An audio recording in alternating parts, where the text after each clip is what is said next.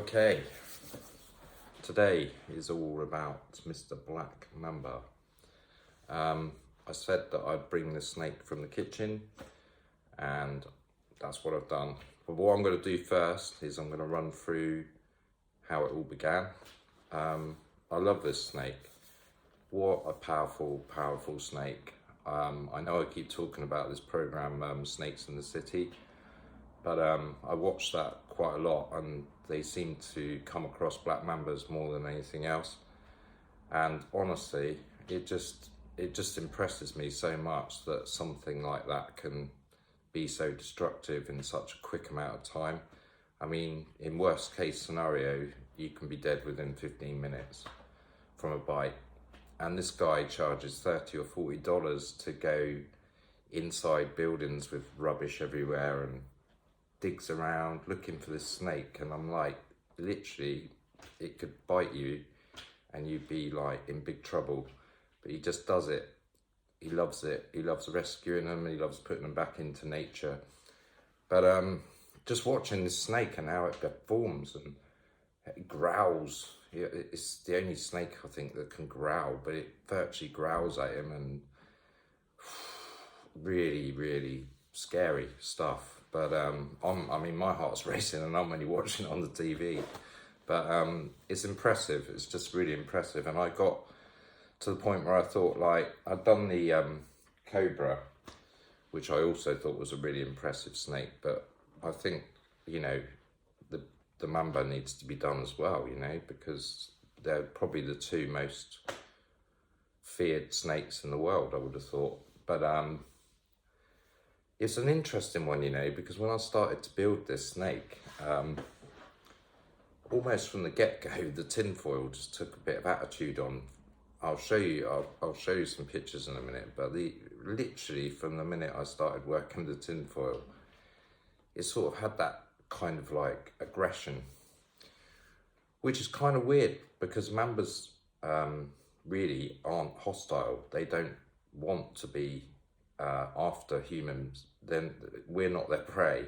We're way too big for them. They want like squirrels and other little rodents. They're not out to fight us, but I guess we get in their way at some point and they've got to defend themselves. But they've got a reputation of being an aggressive snake, but they're actually a very placid, calm snake. It's us that make them aggressive when we corner them or try and grab them or pick them up. So either way, just an awesome creature. The mouth, the inside of the mouth, jet black, just oozes death, doesn't it? Honestly, I mean, I don't ever want to meet one, that's for sure. But yeah, so I've started to build him, and he's been in my kitchen, and you know, he's quite impressive, even just with the tiniest bit of clay that I've already started with. He's quite an impressive looking snake. But my idea was, I wanted him to be able to, like, hang off of like a curtain rail or something like that. I wanted him to be draped over a curtain rail or something, so that he's almost like, he looks like he's in his territory, like up a tree or up high. I wanted him to be sort of like over a curtain rail. So what I had to do was build a bit of wood like that, and then a bit of wood like that, and then I covered that in tinfoil so the clay didn't stick to the wood. I'm using that as the primary base to be able to get the shape I want, and then I'm hoping once it's cooked that I can lift it off and then place it over a curtain pole, and then he'll just be entwined, because what I've done is I've put half the snake's body on one side and half on the other. So hopefully it will just pivot. It will sit on top of the curtain rail, and his body will just go either side of it. It's a lot, but it's just how I wanted to try and do it. And for display purposes, I think what I'll do, once I've cooked the actual snake off, I'll probably do something with the base itself, cover it in clay, make it quite effective, and then whenever I want to show him off or take him somewhere and show him off, he can sit on that stand. So that's the thinking behind it all, and that's a bit of background about why I decided to make a Black Mamba. But you'll see, I'm going to show you these photos now. It's mental.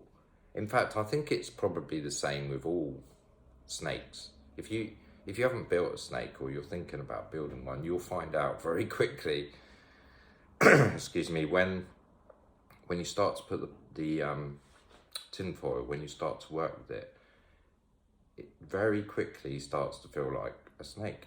It's weird, but I'll show you how I started it off. As usual, I'll do the photos on here and then put them up here for you. But it's so mad how a piece of tin foil can suddenly get quite aggressive with you quite quickly. So here's the first one, and as you can see already, without any clay, I mean, he's already got attitude. He's already like, I'm gonna get you. And that's what excited me, I think, with this one. He instantly came to life, and I could see how the head was going to be, and how yeah, it was very, very quick. So as you can see, I've got a hold of him here, and this is like literally, I've had the tin foil in my hand for like 2 or 3 minutes. Literally just pulled some off the roll, crinkled it up, and I've just started pulling the shapes. And already he's like, yeah, he's a beast. So and that's a picture of the head facing the other way. Obviously it's not that clear, but you can see it's already quite a fearsome sort of character coming out already, and I love that. I was like, that's why I love doing what I do, because this stuff is just making it happen straight away. I've said this to you before in the tinfoil challenges and other videos, that it all starts with the tinfoil and then the clay is secondary. The attitude starts to almost appear in the tinfoil before you start to put the clay on, you know. So this is another one. I'm holding him obviously around the other way now. But yeah, I mean, I don't know if you get it, but you can see that it almost looks like it wants to swing around and bite me. It's so cool to get that much energy into a piece of tinfoil that quick. It blew my mind, actually. I was like, this thing's scary already. It's just a bit of tinfoil, but you're scaring me. Yeah, so the idea was, obviously, I wanted to get the full length of the snake, as long as I want it to be. Yeah, I can't do it on the screen here, but a lot longer than that. And then once I've got the desired length of the snake, as it would be if it was on the ground, then I needed to drape it over the wood, as you'll see. So now I've got the wood. It's really hard to make out, I'm sorry, but because it's on a tinfoil base and it's a tinfoil snake. But I think you kind of get where I'm going with it. So half of the body is on the other side of the wood and half of it's on this side. So it sort of snakes over and up and over and up. If I can get this to happen, it'll be super cool. But it's quite hard to sculpt it when it's perched on a piece of wood, because what it's tending to do is rip the belly of the snake. So what I'm decided to do is not do so much of the belly. Try and do the upper scales first, and maybe the belly will have to come as a very kind of last bit, because as I'm pulling the snake around, putting all the scales on, the belly's just tearing, so I'm not getting anywhere fast with that. So I think any part of the snake where it touches the base, I'm going to leave that till the end, because I'm just getting nowhere. I've put 2 bellies on already and they're both ripped off, so I'm not going to do that. Anyway, so that's just another angle. As I said, it's quite hard to see, but I'll bring him over in a minute. He's just there. I'll bring him over and introduce you. He's yeah, he's just looking at me over there at the moment. So that's an aerial shot. So you can see that you can see the body on both sides. So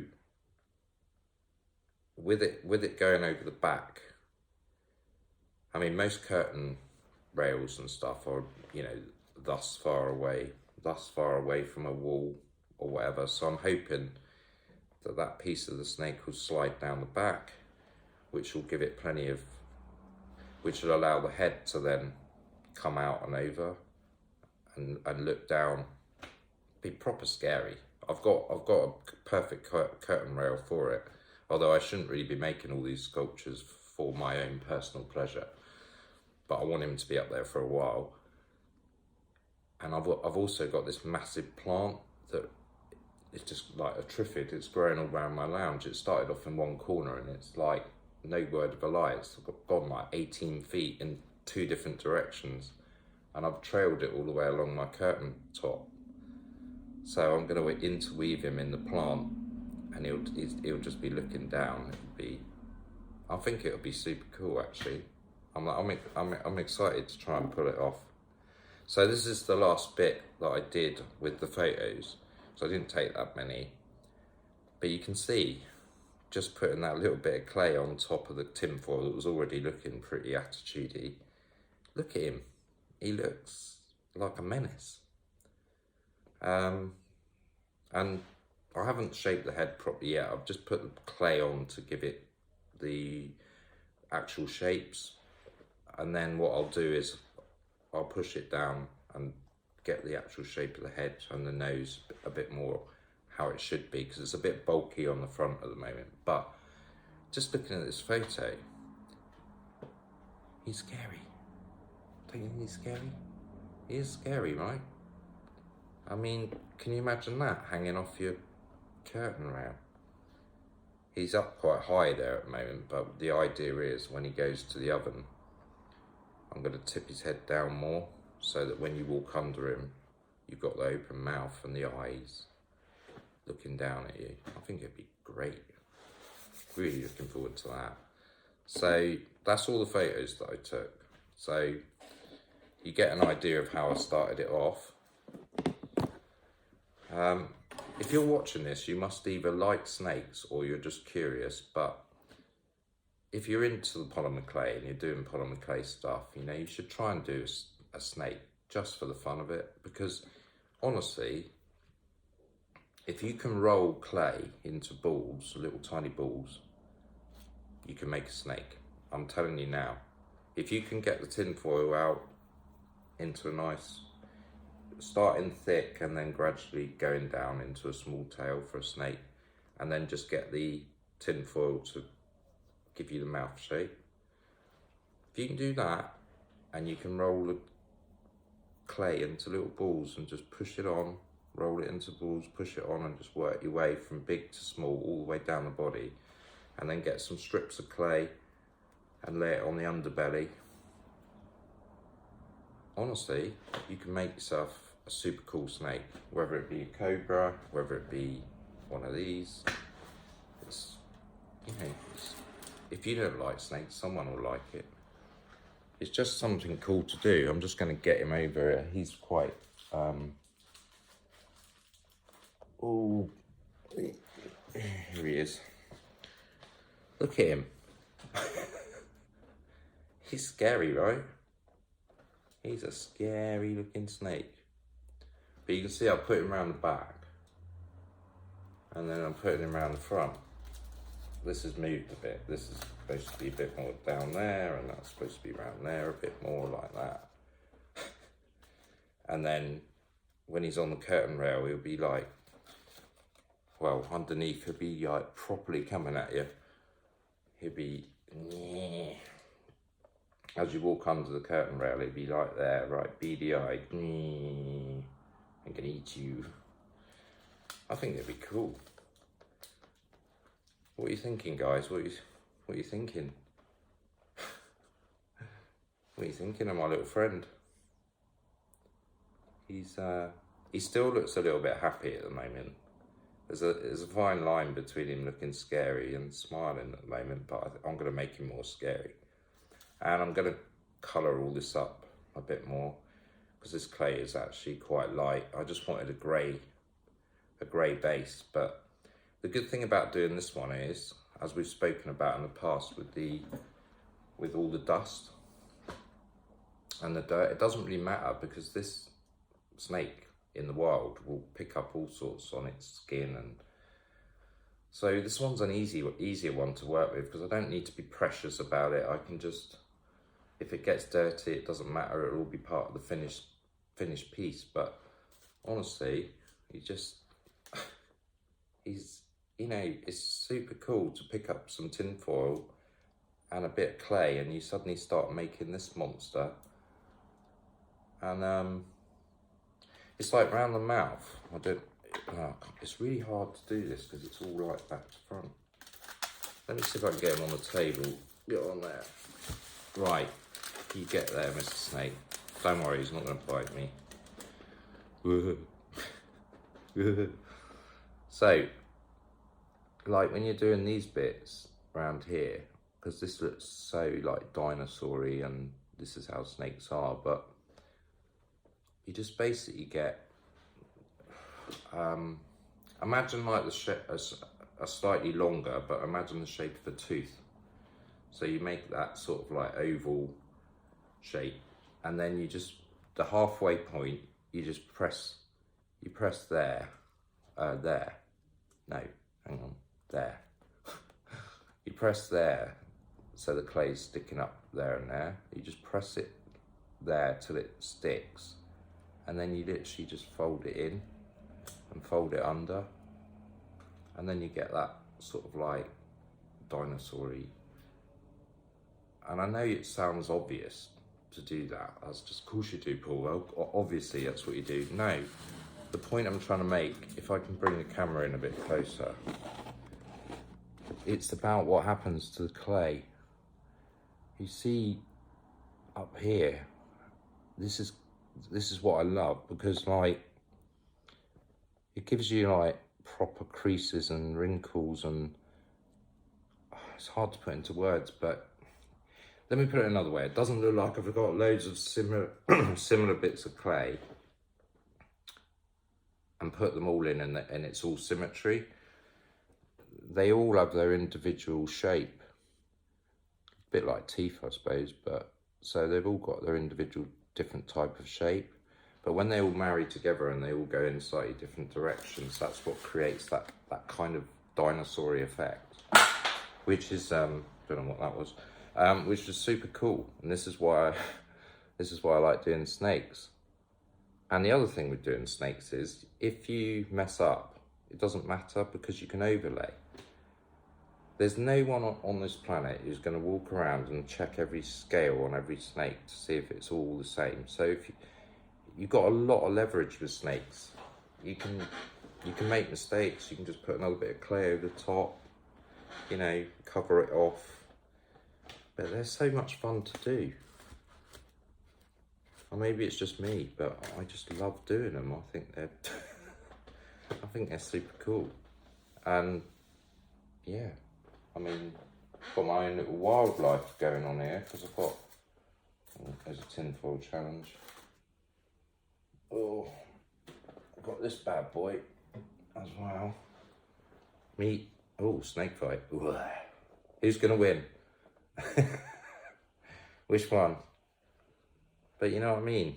They're like, these guys are like super cool, aren't they? Same principle, what I just told you about the mouth. Look, can you see it? It's not really close enough. Let me get the light. There's the light. Ooh. Look. Look how dinosaur-y it looks, just by overlaying these tooth-shaped pieces of clay. It makes it so dinosaur-y. It's super cool effect. And you do it top and bottom. Like, look what I've done on the top. Same here. These are all teeth shapes that you just fold under, fold up. And it gives it such a cool look. So anyway, seeing as we're all about the snakes today, just sharing a bit of wisdom with you. Because there's gonna, at some point, right, as I know my channel's very new, but maybe in a year's time, someone discovers polymer clay, they want to make something, they suddenly want to make a snake, they search it, they find this. And here will be little old me, a year beforehand, who's made this video, that's given some little ideas, and I hope that helps really. I'm just moving the camera now, sorry I'm not making you seasick, I hope. Yeah, I mean, just sharing, that's what we all do, right? We all share with each other, and I just want people to have a go at stuff. And I do know a lot of people, especially, might be sounding sexist now, I don't know, because I think women in general, not all, but I think a lot of women actually don't really like snakes that much. But I think men, you know, they have, the cobra is used on different brands and stuff like that. So I think, I don't know, I'm not saying that, I'm gonna have to shut up. I'm sure there's equally as many men and women who love snakes, but just get on and build one. They're so much fun to do. So with this guy, I'm just going to, I've obviously got a long way to go. I've set myself a massive task.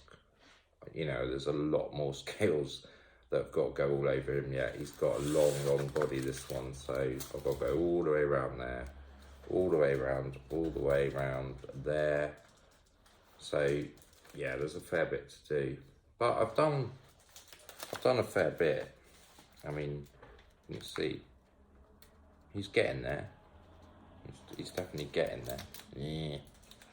So, but yeah, I'm just going to carry on. You can see I did do some of the belly under there, but still needs a little bit more work. But I just, you know, I do love, I love doing the animals.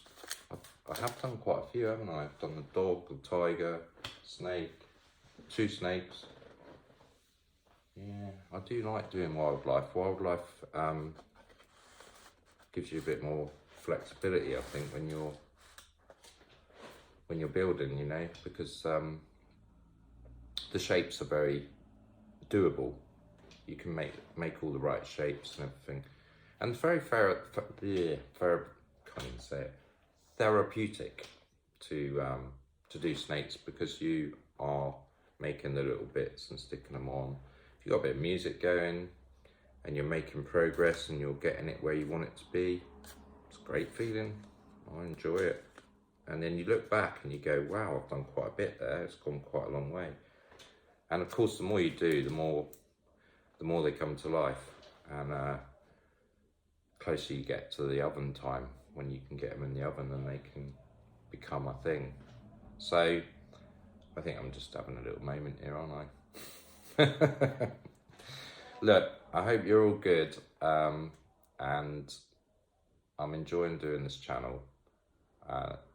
You know, there's days when you know, are busy and you can't always do it, but I'm still going to try and fit these in as best I can, because we've got a lot to cover. I know I've done a lot of stuff about personal sculptures that I've built, but because I'm not getting feedback from you guys at the moment, I just want to concentrate on what I know. But I think as a rule, as I go forward, I should probably look into some other stuff as well. I mean, like techniques, like today I've covered that one with the scales and that. Maybe look at some of the tools, you know, some of the effects that you can get with different tools. Maybe we'll look at playing around with some of that, like the stitching on Jack Sparrow, where I did all the stitching on his waist jacket and stuff like that. I'll show you how I did all that. We can look at some the stuff that goes on the eyes, the like the liquid clay that you can put on the eyes that can make it shiny.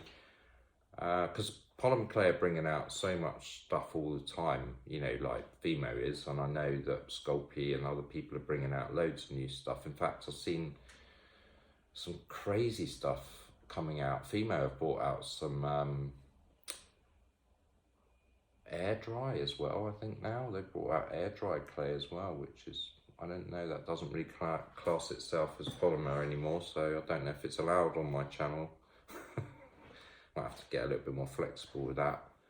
I'm quite tempted to have a look at it, but going back to the other stuff, there's glow in the dark, which apparently is really good, especially the female one. I've been told is really good, so that's kind of funky. I might even get some of that to finish off my dragon, because I could see maybe some glow in the dark little bits on the dragon might be really funky, you know, especially around where the egg is and stuff like that. And yeah, so we got different types of clay, like with the wood burning video that I did. If you haven't seen that, have a quick check. It's very short. I'm still wrestling with that one. There may need to be a restart done on that one, because I may have messed up. I may have messed up the head a little bit on that, but I'll let you know with that. But I might use some glow in the dark on that as well. But they do the leather, that's what I was going to tell you. They do the leather effect. So you buy these little square packs and it says leather effect. And it really is. It's really, really cool. I've used it once before, and it really does look like leather. So I'm going to put some of that on the wood burn when it's finished. But there's so much, like, there's so many things you can buy. Like, there's also like gold and silver paper that you can put onto the clay as well, which is super cool. Frustrating to use, but super cool. And then you've got all sorts. You've got glitters. There's so much now, and we need to explore all that, because I'm aware that people coming to my channel aren't always going to be interested in making big stuff. I mean, there's a lot of people, a lot of women who make earrings and stuff, which I'm, you know, and jewellery in general, and I'm fully aware of that, so I probably should cover some of those as well. For my own sake too, because even though I don't do jewellery, well,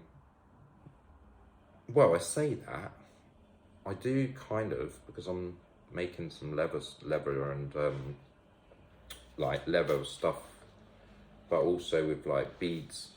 I've been buying in beads and that, but I could actually have a go at making, that's a good idea. I could have a go at making some beads, polymer beads to put on my leather stuff. So there's endless possibilities what we could do. Yeah, so there's a lot of subjects we can cover, but I'm going to be random now because I'm not sticking to any protocols anymore. I think it's better for me to do videos on a day when I'm passionate about something I've just done or thought about, and then you get more of that from me rather than me just like putting out a video. I don't want to do that. I want to be real. Let's be real. The world's fake. We need to be real. So I'm just going to keep doing that.